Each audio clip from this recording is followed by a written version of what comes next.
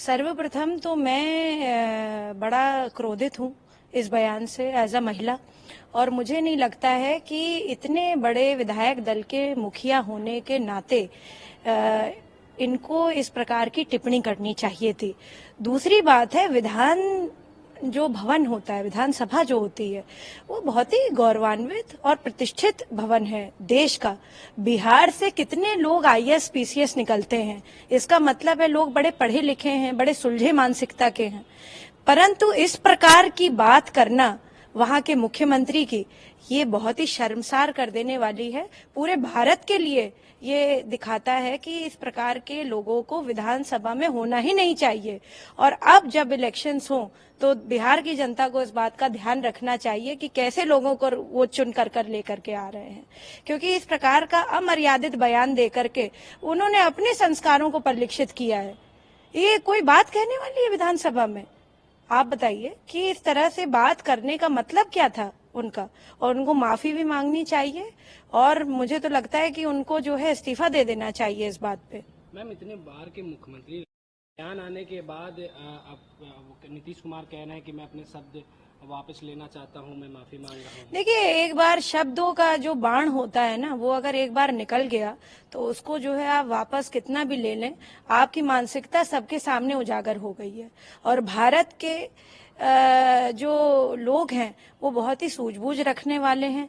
Specially जैसे मैंने पहले कहा, बिहार के लोग, बहुत सारे ऐसे लोग हैं जो पढ़ने लिखने में बहुत आगे हैं।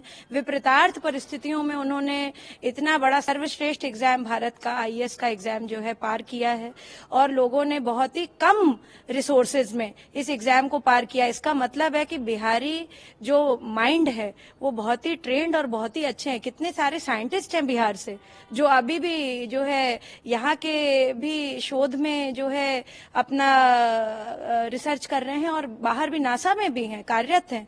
तो मैं समझती हूँ कि इस तरीके का बयान देना वहां के मुख्यमंत्री का, ये बहुत ही शर्मनाक है।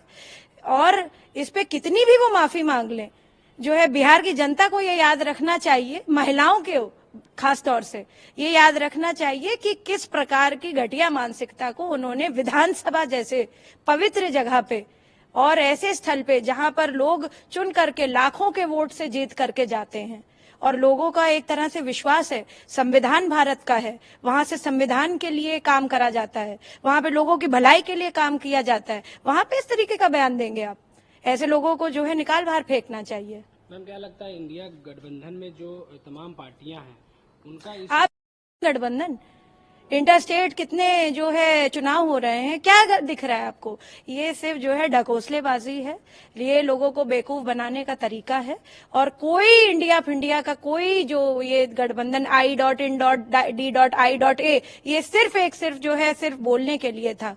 भारत अजर है, भारत अमर है। भारत का जो एक जो है विशेष, मैं कहूंगी, जो आत्मा है, उस सबके दिलों में एक ही उससे है कि हमारा भारत आगे रहे। और भारतीय जनता पार्टी लगातार इस मिशन पर काम कर रही है कि हम सबका साथ, सबका विकास, आदरणीय प्रधानमंत्री जी, आदरणीय नरेंद्र मोदी जी के विजन में काम करें।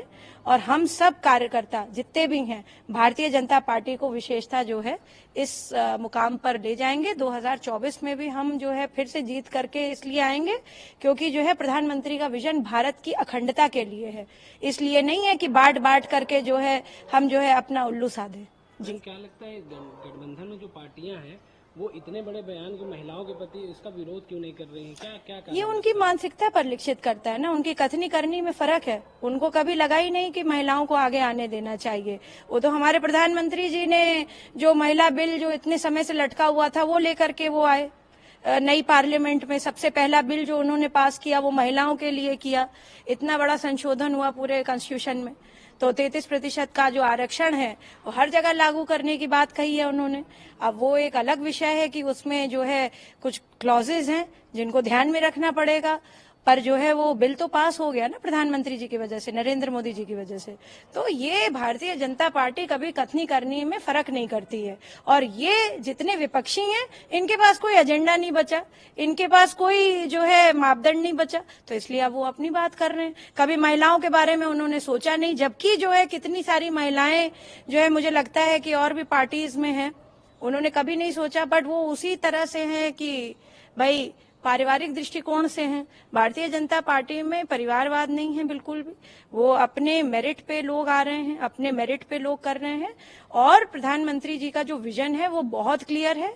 भारत की अखंडता कैसे रहे, भारत की महिलाएं, भारत के पुरुष, भारत के बच्चे, भारत के युवा किस तरह से आगे बढ़े, उस पर उनका एजेंडा है। इसलिए नहीं है कि कोई परिवार आगे बढ़ जाए।